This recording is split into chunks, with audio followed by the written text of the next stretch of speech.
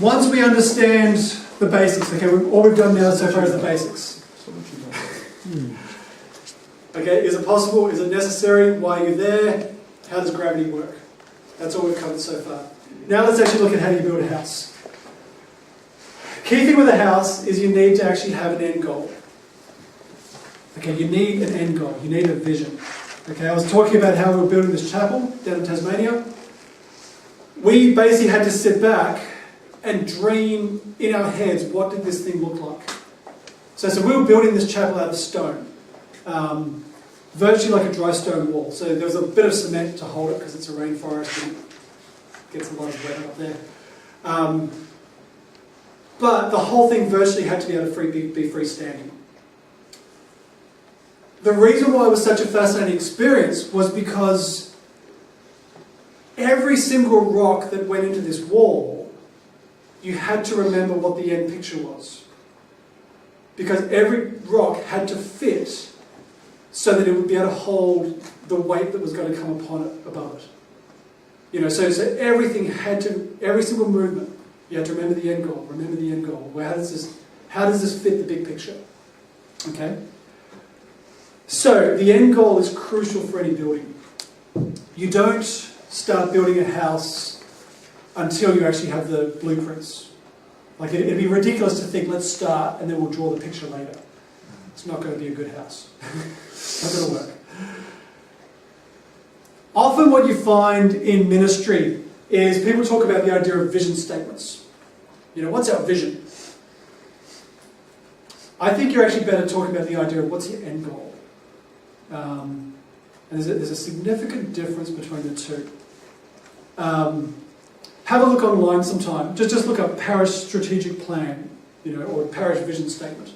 You'll get the most wonderfully worded thing about, you know, we're a loving, inclusive community of missionary disciples, caring for the outreach to the poor, and blah, blah, blah, blah, blah, blah.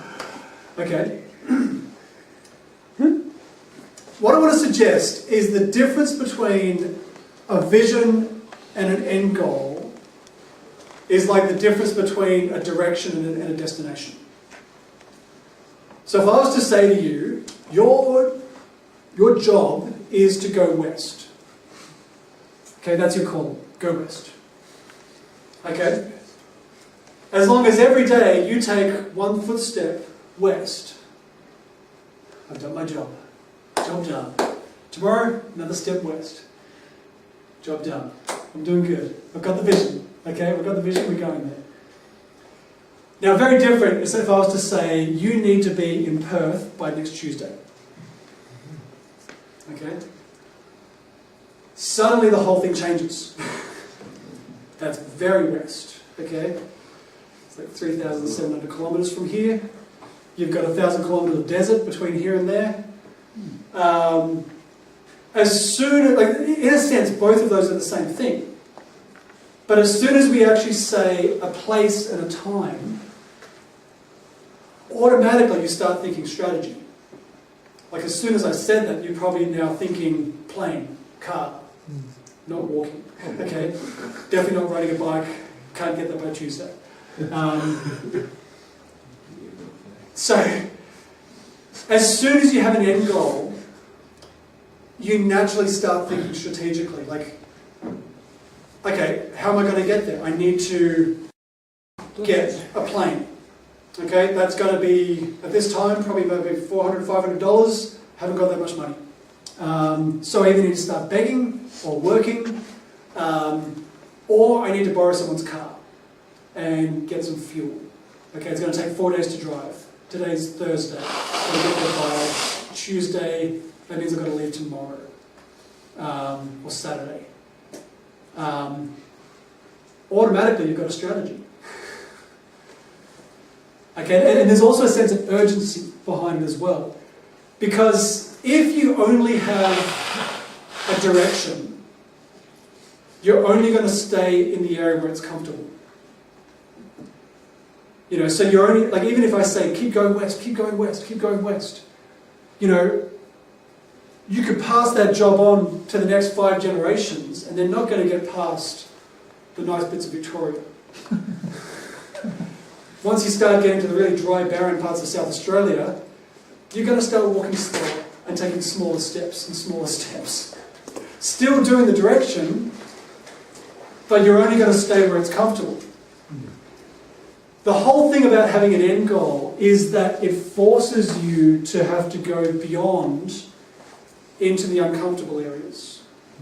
And that's where you've got to start thinking, and that's where you actually got to start thinking creatively and strategically. Okay? Now, vision statements are good. My personal belief is that if you're going to have a vision statement, you also need to have a reality statement.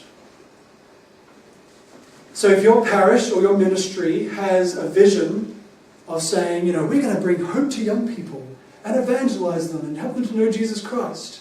We're going to be a community which is loving and outreaching and caring and where everyone feels welcome. That's a great vision, okay? But amongst your team, you also need to then have the reality statement, which is we're a bunch of overworked youth ministers who really are too busy studying, and we'd much rather just hang out with each other. And we really only want like nice white people who are middle class to come to our youth group, because everyone else is a little bit too awkward. Okay. Now this is maybe where you need to get the most cynical person in your team to write that for you. But this is where their gifting can actually help the kingdom, okay?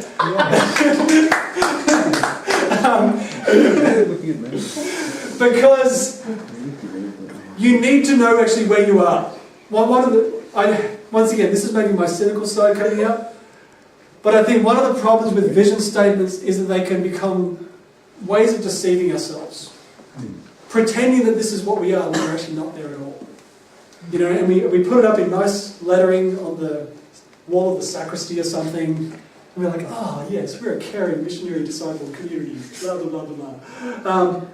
We actually need a reality check and realise we're not there yet. Okay. Now, in terms of an end goal, this is something I would really, if you really want your group or your ministry to move, I would suggest that this is something very powerful to pray about. Couple of things. Firstly, get on your knees. Okay, you need some serious intercession. Not now. when you're with your team, okay, you need some serious prayer, serious fasting, serious intercession, because the whole idea is that you want to know what God's plan for these people is. We're not creating this to satisfy our own egos. Okay, it's not so that we can say we're the greatest youth ministers in the universe. We're trying to do this because we truly believe that this is what God wants. So this is where you need some serious Spirit-led discernment. Okay? All this stuff about strategy, it's got to be soaked in the Holy Spirit. Otherwise, right, it's like what it says in the Psalms. If you try and build yourself, you're wasting your time. In vain do the builders labour. Unless the Lord's there in the midst of it. So you've got to be on your knees, you've got to be praying, seeking the Holy Spirit. And I would really say this, like I was saying, if you're building a house, a third of the time is spent in the planning. You need to talk to your other leaders and your volunteers and say, look, we need to be prepared to waste a lot of time dreaming and praying and interceding to seek what actually is the Lord's will. Because God's will for your ministry might be very different to what your will is. You've got a youth group and you think, well, the parish priest comes along and says, get us young people. That's pretty much what every priest says. They look at the church, the average age is maybe 63, and they're like, we're going to die in a generation. Get us young people. We don't care who they are, just get them. You need to step away from that urgency and start to really pray and say, God, who do you want us to get? What is your plan? What's the end goal we're now working for? Okay, now a couple of things. Assuming you pray and you start to hear what God's saying, you want to be really specific. Because you're trying to work out who are you ministering to and who are you not ministering to. This is the key part of being intentional.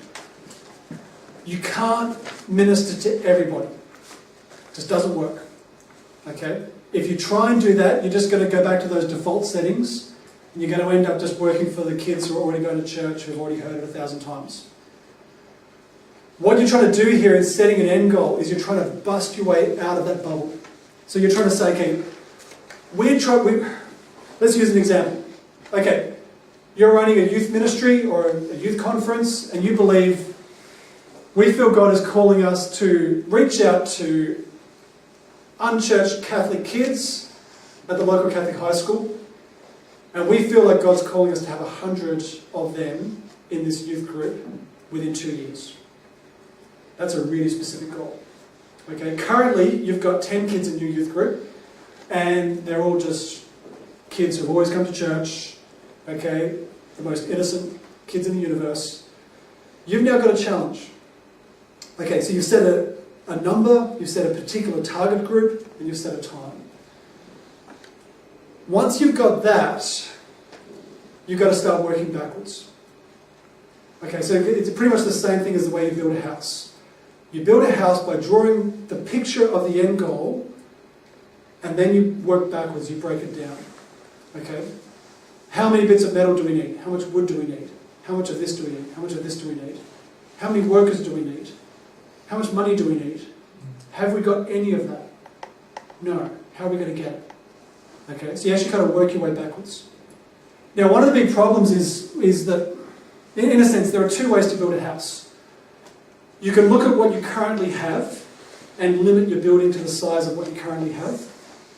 You know, so you look at the back garden, we've got 3 bits of tin sheeting, we've got 12 bits of wood, and a few nails.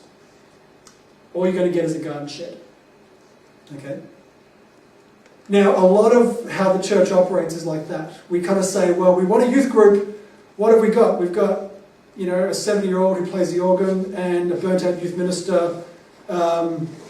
We're not going to get much. Okay, youth mass, yeah, organ.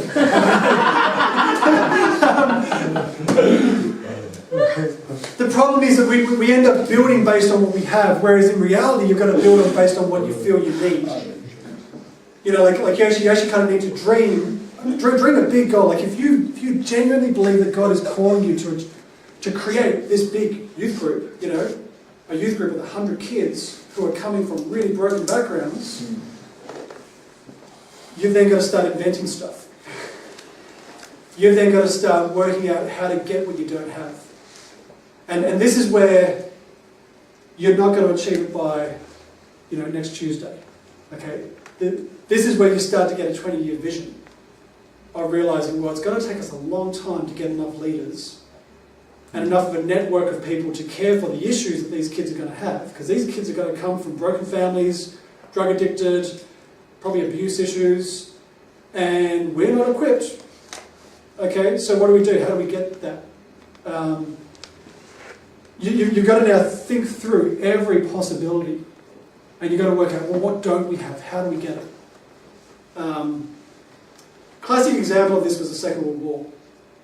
You know, so when America was forced to come into the Second World War, they basically had a group of experts sit down and worked out, how do we win the war? And then they worked that out on paper. They basically said, if we're going to win this war, we need this many tanks, this many ships, this many personnel, this many supplies. And they said, well, okay, how much is that going to cost? It's going to cost $130 billion. How do we get the money? You know, but they basically worked out a whole strategy. Like, started the end goal and worked their way backwards. And then the first step was, we need to get the money. You know, so they did this massive fundraising campaign through Hollywood, and they got $130 million within a few months. And then they bought all the tanks, and they won the war. You know, so something which was seemingly impossible, they actually broke it down strategically. One of the big problems in terms of evangelizing the whole world is that we're thinking from that limitation mentality. We're looking around the church and saying, well, we haven't got enough young people to be leaders. We haven't got enough musicians to play guitar. We haven't got enough of this, we haven't got enough of that. And so we automatically limit ourselves to say, well, we can't. Whereas I think we need to start to think differently and say, let's shoot for the impossible. Okay, let's work out how to get what we don't have. Okay, so the end goal is essential. Now the other part of this is that the end goal needs to have a time to it. Okay? I'll talk a bit about this a bit later on, but one of the big dangers is that a ministry becomes all about the ministry rather than being about the people you're ministering to. You know, I'm a youth leader. My job is to create a youth group. And so as long as I've got 30 people in my youth group, I've succeeded. And so it doesn't matter the fact that hundreds and hundreds of other young people are walking past my door who are not being healed and converted and saved. I've done my job. You know, and it's a very subtle way of thinking, but once again, it's this gravitational pull that pulls inwards. We look at ourselves.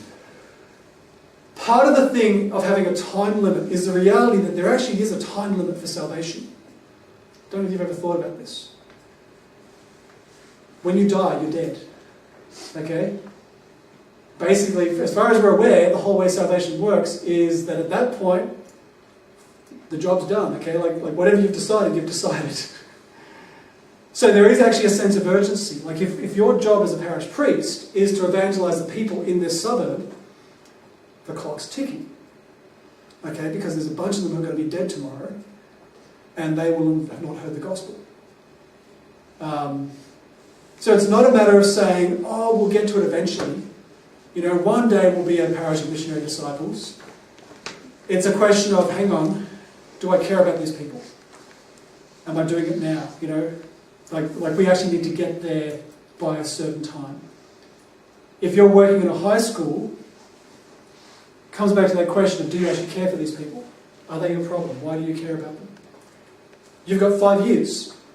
Okay, they're only in that high school for 5 years. Once they leave the high school, they disappear. So you've got a limited time period to have any influence on their life. And so we kind of need to go beyond that way of thinking that we're doing enough. You know, I've got my youth group and that's okay. The image that I kind of used to think of it, if you imagine you had a hospital built next to a river, because heaps of people get washed into this river and they get washed down the river and they drown. Okay, and the job of the hospital is to have these big hooks and they catch people as they come past and pull them out of the river and they drag them in and they care for their wounds where they've been beaten up on the rapids and stuff. If you're actually focused, if you're clear about your end goal, like our end goal is to get people out of that river and save them. There's a sense of urgency every single day. Let's get them out, okay? Whereas if you're focused simply on creating a nice vision for the hospital, you know, a warm, caring, healing environment for everybody to feel nurtured and loved. The danger is that gravitational pull means that as long as all the beds in the hospital are full, we've done our job. And people just keep flowing past the river, you know. So the vision statement can become deceptive. The vision statement can actually The vision statement can actually distract us from what we're actually there for.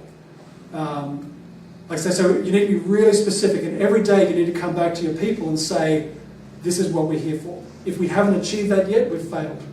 Or if we're not clearly on track on the strategy, we've actually failed. Okay? The beautiful thing about a vague vision statement is that everybody wins.